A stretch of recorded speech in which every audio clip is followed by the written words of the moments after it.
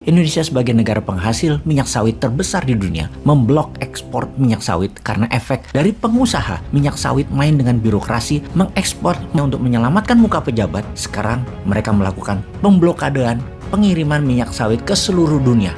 Indonesia sebagai negara terbesar penghasil minyak sawit melarang untuk mengekspor minyak sawit. Indonesia merupakan penghasil sepertiga ekspor minyak goreng atau 30 ton per tahunnya. Ini membuktikan Indonesia negara global player sejak awalnya. Memang takdirnya Indonesia itu adalah jadi negara besar.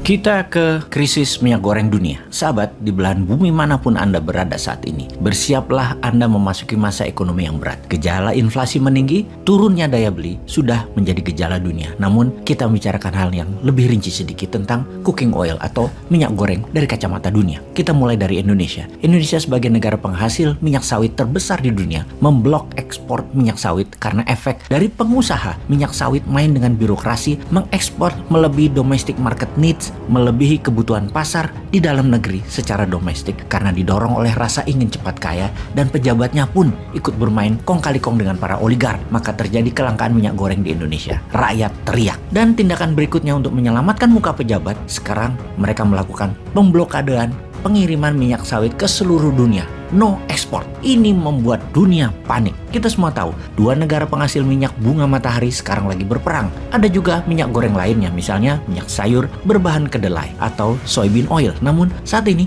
mereka lagi kena masalah dengan iklim yang ekstrim. Terlalu panas di beberapa tahun ini menyebabkan banyak kekeringan yang membuat banyak gagal panen. Juga canola oil mengalami masalah yang sama. Pertanyaannya, bagaimana Anda mendapatkan cooking oil dengan semua masalah itu di dunia? Memang tidak semua masakan memerlukan cooking oil, tetapi tetap saja diperlukan. Bahkan Anda memakan salad sekalipun terenak disiram sedikit olive oil atau minyak zaitun pada salad dressingnya atau mayonesnya. Minyak goreng ada sedikit di mana-mana pada setiap masakan utama. Pada saat memanggang, menumis, bahkan pada tepung untuk pizza, pakai cooking oil. Dan saat ini supply cooking oil mulai terbatas. Apa rencana kedua Anda? Apa kita harus menimbun minyak goreng di rumah? Sejauh ini, cooking oil di seluruh dunia sudah meningkat 23% harganya. Di Indonesia, bahkan lebih tinggi lagi. Kita rincikan akar masalahnya. Ukraina mengekspor 5,4 juta ton minyak bunga matahari per tahunnya dan memenuhi hampir 50% kebutuhan sunflower oil dunia. Karena sedang berperang, tidak ada lagi suplai dari Ukraina terhadap minyak bunga matahari tersebut. Rusia juga penyedia sunflower oil sekitar 20%. Sebagai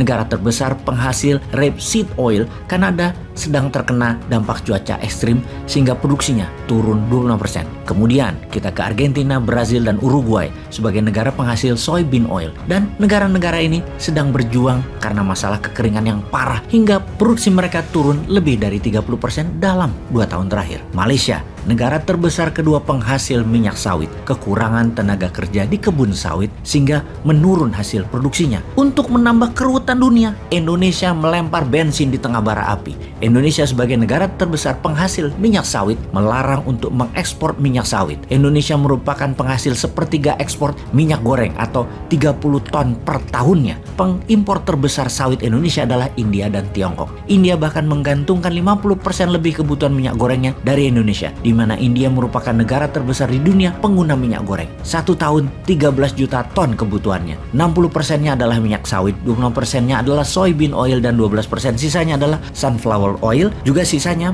macam-macam minyak lagi seperti minyak zaitun misalnya. Kalau diperhitungkan per orangnya, India membutuhkan 19 kg minyak goreng cooking oil per tahunnya. Kebutuhan tersebut Indonesia memenuhi lebih dari 50%, kemudian Malaysia 30%. Diperkirakan India efek kekurangan cooking oil dan terbatasnya persediaan akan membuat harga naik cooking oil tersebut mendekati 30% dan akan membawa 1% inflasi di India. Bayangkan Indonesia bisa membuat India inflasi. Ini membuktikan Indonesia negara global player sejak awalnya. Memang takdirnya Indonesia itu adalah jadi negara besar. Secara keseluruhan dunia, sekarang harga minyak sawit sudah meningkat 55% di pasar Amerika. Harga soybean meningkat 27%. Rapeseed oil naik 50% di Eropa juga Amerika, dan semua ini kedepannya akan semakin buruk. Jadi sebagai konsumen, apa yang harus Anda lakukan? Menimbun minyak goreng di rumah? Karena di Eropa Barat saat ini Semua minyak goreng, sunflower oil, rapeseed oil, olive oil hanya boleh membeli tidak lebih 2 botol minyak goreng per orangnya. Semua sudah dibatasi. Ada lagi kemungkinan lain,